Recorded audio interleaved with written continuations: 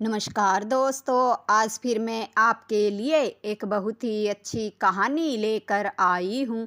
चलिए कहानी सुनते हैं। बात बहुत पुरानी है। एक गरीब चंद नाम का आदमी था। वह रास्ते से बाजार जा रहा था। उसका नाम ही गरीब चंद नहीं था, उसके हालात भी बहुत खराब थे। चलते हुए वह भगवान से प्रार्थना कर रहा था कि हे भगवान, अगर मुझे आज कहीं से 100 रुपये मिल जाएं तो मैं उनमें से 10 रुपये आपके नाम से किसी को दान में दे दूंगा। यह कहते हुए वह चला जा रहा था। तभी उसे रास्ते में गिरे हुए 100 रुपये मिल गए। उन्हें उसने उठा लिया। वह बड़ा खुश हुआ और कहने लगा, हे भगवान, आपने तो मेरी जल्द ही सुन ली। अब मैं अपना वादा भी पूरा करूँगा। इन 100 रुपयों में से 10 रुपये किसी गरीब को आपके नाम से दान में दे दूँगा। फिर जब उसने उन 100 रुपयों में से 90 रुपये तो अपनी जेब में एक रुमाल में डाल कर रख लिए और 10 रुपये अलग से अपने हाथ में रख लिए और आगे चलने लगा। तभी एक भिखारी उसके पास आया तो गरीब चंद ने वह 10 रुपये उसे देते हुए कहा कि ये लो, भगवान ने तुम्हें आज ये 10 रुपये दान में दिए हैं। भिखारी कहने लगा, मैं कुछ समझा नहीं। 10 रुपये तो तुम मुझे दे रहे हो, फिर तुम ऐसा क्यों कह रहे हो कि ये रुपये मुझे भगवान ने दिए हैं। तब गरीब चंद कहने लगा, मैं तुम्हें समझाता हूँ। आज मैं भगवान से प्रार्थना करते हुए चला आ रहा था कि अगर हे भगवान, मुझे आज कहीं से 100 रुपये मिल जाएं तो उनमें से 10 रुपये मैं आपके नाम से किसी गरीब को दान में दे दूँगा। ये वही 10 रुपये हैं। तब गरीब भिखारी कहने लगा कि सच में क्या तुम्हें भगवान ने 100 रुपये दिए हैं। गरीब चंद कहने लगा, हाँ, भगवान ने मुझे 100 रुपये दिए हैं, जिसमें से 10 रुपये मैं तुम्हें दे रहा हूँ।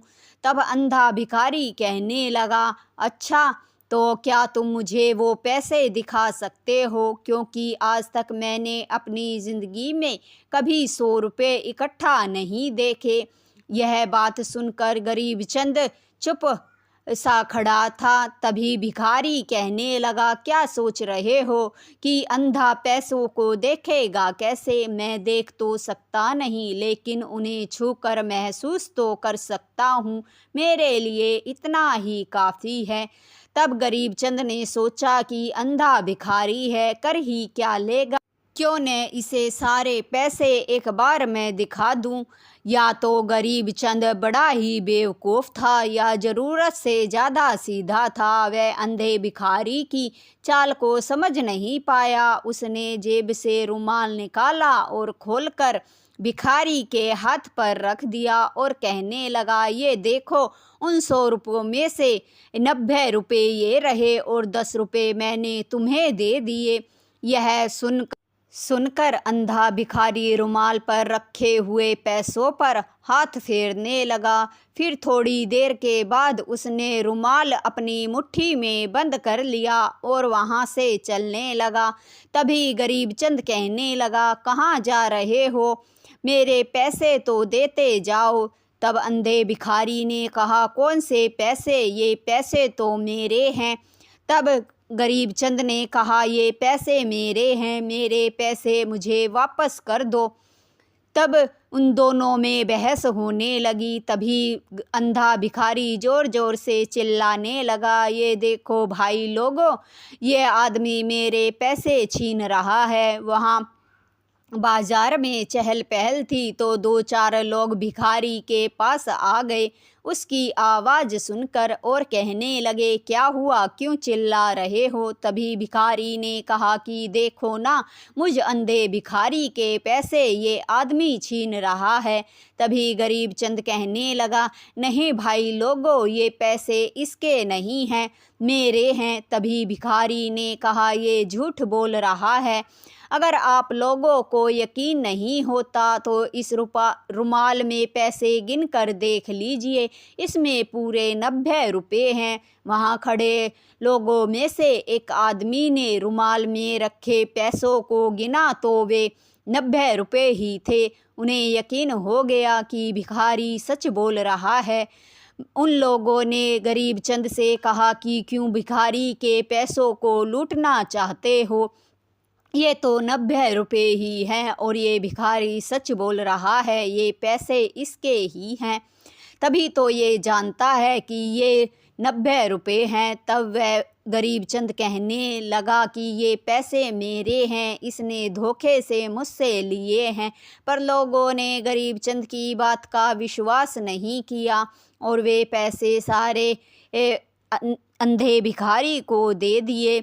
गरीब चंद अपना सामू लेकर घर वापस लौट आया। वह बड़ा उदास था। उसकी पत्नी ने कहा, क्या हुआ, बड़े उदास लग रहे हो?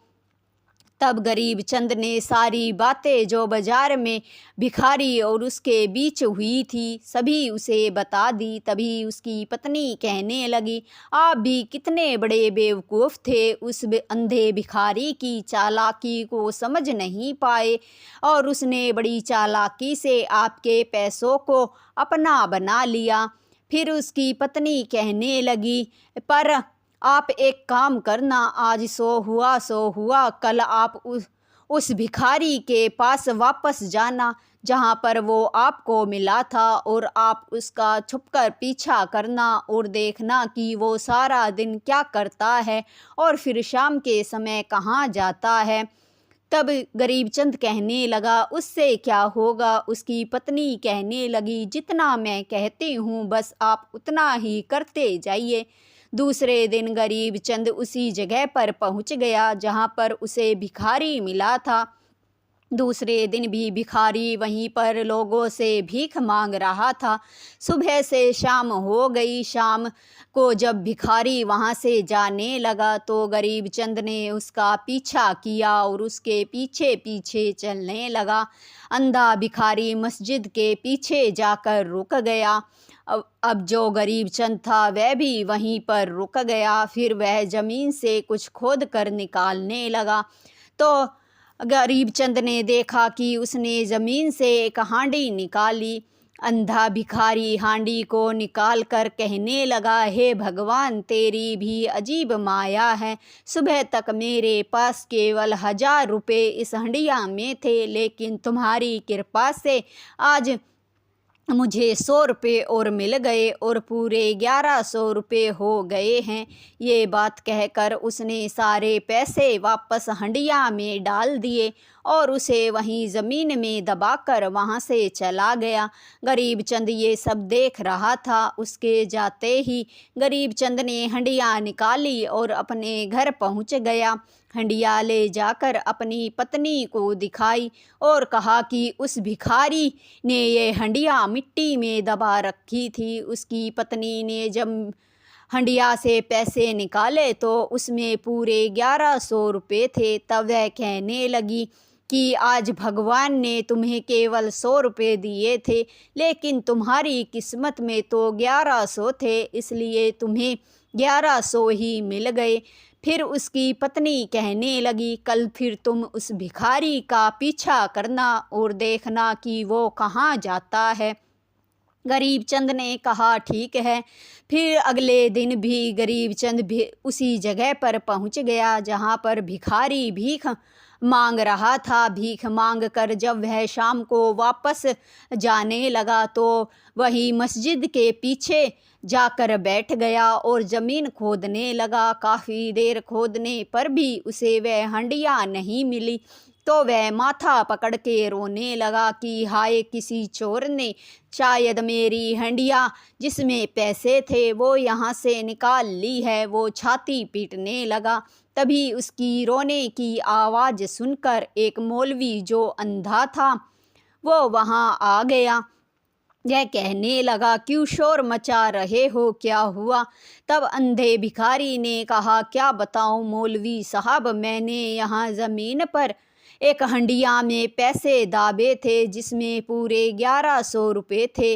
कल तो यहीं पर थे लेकिन आज वो हंडिया नहीं हैं, शायद किसी चोर ने चोरी कर लिए हैं। तभी मौलवी साहब कहने लगे, तुम भी कितने बेवकूफ़ हो, ऐसी आम सी जगह पर कहीं पैसे दबाए जाते हैं। ये तो मस्जिद है, यहाँ लोगों का आना जाना लगा रहता है। अगर तुमने मेरी तरह होशियारी बरती होती तो आज तुम्हारे पैसे चोरी नहीं होते। तभी अंधा भिखारी कहने लगा कि आप अपने पैसों की सुरक्षा के लिए क्या करते हैं? तब वह कहने लगा, मेरे पास एक खोखली छड़ी है, मैं अपने सारे पैसे उस छड़ी में ही रखता हूँ और वो छड़ी हर समय मेरे हाथ में रहती है, तो पैसे चोरी होने का तो सवाल ही पैदा नहीं होता। तुम भी आज के बाद ऐसी ही छड़ी अपने पास रखना और उसी में अगर पैसे रखोगे तो तुम्हारे पैसे कभी चोरी नहीं होंगे। मौलवी और अंधे भिखारी की बातें गरीब चंद छुपके सुन रहा था। जब वे दोनों वहाँ से चले गए, गरीब चंद सोचने लगा कि किस तरह से मौलवी की छड़ी को उठाया जाए जिससे कि उसे पता भी न चले। फिर जो गरीब चंद था उसने एक ऐसी छड़ी का जुगाड़ किया जो मौलवी की छड़ी की तरह अंदर से खोखली थी। फिर वह मौलवी का पीछा करने लगा। सुबह से शाम तक वह उसका पीछा करता रहा और देखता रहा कि यह क्या करता है। तब उसे पता चला कि मौलवी 3 समय नमाज पढ़ता है, तब अपनी छड़ी को ज़मीन पर रख देता है। दूसरे दिन जब मौलवी नमाज पढ़ रहा था तो गरीब चंद वहीं कहीं छिपा हुआ था। मौके का फ़ायदा उठा के उसने मौलवी साहब की छड़ी बदल दी और खाली छड़ी पैसों से भरी हुई छड़ी की जगह रख दी और उस पैसों वाली छड़ी को लेकर अपने घर चला गया। घर पहुंचने पर उसने पत्नी को सारी बात बताई। पत्नी बड़ी खुश हुई, छड़ी में बहुत सारे पैसे थे। तभी उसकी पत्नी ने कहा कि कल फिर तुम उस मौलवी का पीछा करना, क्या बता इससे भी बड़ा खजाने का पता हमें चल जाए। तब गरीब चंद ने कहा, ठीक है। दूसरे दिन फिर वह मौलवी का पीछा करने लगा। मौलवी जो था बैठा मस्जिद में रो रहा था। उसे देखकर एक और मौलवी उसके पास आया।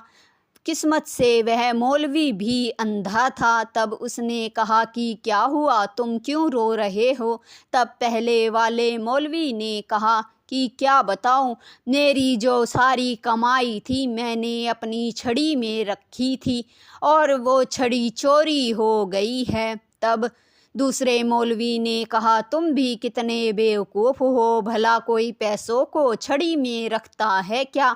ऐसे तो कोई भी तुम्हारी छड़ी को चुरा कर ले जा सकता है। तो अगर तुम मेरी तरह होशियार होते तो तुम्हारे पैसे चोरी नहीं होते। पहले वाला मौलवी कहने लगा, अच्छा तो तुम अपने पैसे कहाँ रखते हो? तब दूसरे मौलवी ने कहा कि मैं अपने पैसे अपने कुर्ते की जेब में सिल कर रखता हूँ, जिससे पैसों को के चोरी होने का सवाल ही पैदा नहीं होता। उन दोनों मौलवियों की बात गरीब चंद सुन रहा था। अब उसने सोचा कि इस दूसरे मौलवी के पैसे कैसे चुराए जाएं। फिर वह तरकीब सोचने लगा। जल्द ही उसे एक तरकीब मिल गई। वह कहीं से मधुमक्खी का एक छत्ता ले आया, उसे एक हंडिया में डाला और उसके ऊपर बहुत सारा शहद डाल दिया। फिर वह दूसरे मौलवी का पीछा करते हुए उसके घर तक पहुंच गया और मौलवी से कहने लगा, मौलवी साहब मैं शहद लाया हूं, क्या आप इसे लेंगे? मौलवी ने कहा, मेरे पास पैसे नहीं हैं इतना सारा शहद खरीदने के लिए। तभी गरीब चंद ने कहा कि मैं इसे फ्री में दे रहा हूँ, मेरे यहाँ मधुमक्खियों के छत्ते से बहुत सारा शहद निकला था, सो मैंने सोचा कि मैं आपको दे दूँ। मौलवी यह बात सुनकर बड़ा खुश हुआ, कहने लगा ठीक है तो दे दो। अब जो गरीब चंद था वह शहद की हांडी मौलवी को पकड़ाकर वहाँ से चला गया, लेकिन वो ज़्यादा दूर नहीं गया था। वही मौलवी के घर के आसपास ही छिपा था और इंतज़ार कर रहा था कि कब मौलवी हांडिया से शहद निकाले। अब जो मौलवी था उसने भी सोचा कि हांडी में इतना सारा शहद है, अगर किसी दूसरे आदमी ने मेरे पास एक साथ इकट्ठा इतना शहद देख लिया तो कहीं मुझसे मांगने न आ जाए। इसलिए उसने सोचा कि इसे छोटे छोटे बर्तनों में खाली कर लेता हूँ। उसने एक दो छोटे बर्तन शहद से भर लिए, लेकिन फिर सोचा कि अब हाथ डालकर इससे शहद निकाल लेता हूँ। जैसे ही उसने हंडिया में हाथ डाला तो उसका हाथ मधुमक्खी के छत्ते पर जा लगा। मधुमक्खियों को ये बात बिल्कुल पसंद नहीं आई कि उनके छत्ते में किसी ने हाथ डाला। अब मधुमक्खियों ने मौलवी पर हमला कर दिया।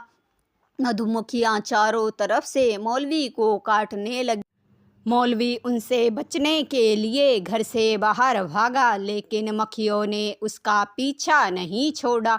फिर मौलवी साहब ने अपना कुर्ता निकाल कर फेंक दिया और वापस घर में आकर दरवाज़ा बंद कर लिया, लेकिन मक्खियाँ तब भी उसका पीछा कर रही थी। इतनी ही देर में मौलवी साहब की बेगम बाहर से आ गई और उसके हाथ में एक सतूत की छड़ी थी, जिसे घुमाकर उसने मक्खियों को वहाँ से भगा दिया।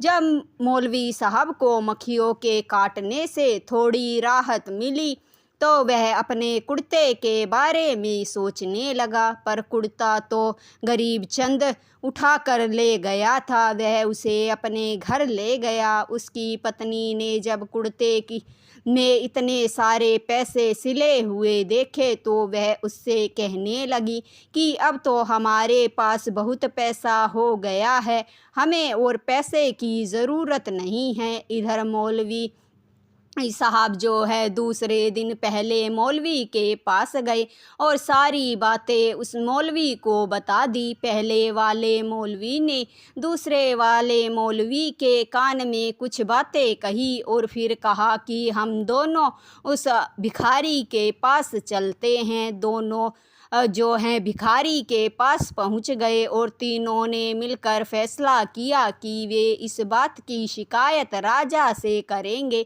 राजा ज़रूर उस चोर को पकड़ लेंगे। यह सोचकर तीनों राजा के महल में पहुंच गए। राजा को अपनी सारी कहानी तीनों ने बता दी। राजा को उनकी कहानी सुनकर बड़ा इंटरेस्ट आ रहा था। तभी राजा ये जानना चाहता था कि ऐसे होशियार और चतुर लोगों से भी किसने चतुराई कर ली। तो राजा ने ये राज्य में ऐलान करा दिया कि जिसने भी इन तीनों लोगों के पैसे चुराए हैं, अगर वो अपने आप दरबार में आ जाए तो राजा उससे कुछ नहीं कहेंगे, बल्कि उसे बहुत बड़ा इनाम देंगे और उसे छोड़ भी देंगे। यह बात जब गरीब चंद को पता चली तो उसने अपनी पत्नी को बताया। तब उसकी पत्नी ने कहा कि तुम्हें राज दरबार में ज़रूर जाना चाहिए। गरीब चंद राज दरबार में पहुंच गया। राजा ने गरीब चंद से कहा, क्या तूने ही इन तीनों के पैसे चुराए हैं? तब वह कहने लगा, हाँ महाराज। राजा यह सुनकर बड़ा खुश हुआ। फिर राजा ने कहा कि ऐसा भी कोई है जो इतने चतुर और होशियार लोगों से भी चतुराई कर सकता है? फिर राजा ने कहा कि क्या तुमने ये सब अकेले किया या इस काम में तुम्हारे साथ कोई और भी है? तब गरीब चंद ने कहा कि महाराज, काम तो मैंने अकेले ही किया है, लेकिन इस सारे काम के पीछे दिमाग मेरी पत्नी का था। उसी ने मुझसे ये सब करने को कहा था। राजा ये सुनकर बड़ा खुश हुआ और कहा कि मैं तुमसे खुश हूँ और तुम्हारी चतुराई मुझे अच्छी लगी। मैं तुम्हें इनाम देता हूँ। राजा ने उसे बहुत बड़ा इनाम दिया और छोड़ दिया। जब इनाम लेकर वह अपने घर पहुँचा तो उसने अपनी पत्नी को सारी बात बताई। दोनों पति पत्नी अब खुशी के साथ रहने लगे, क्योंकि अब उनके पास धन की कोई कमी नहीं थी। कहानी आपको अच्छी लगी हो तो लाइक, शेयर और सब्सक्राइब ज़रूर करें। धन्यवाद दोस्तों।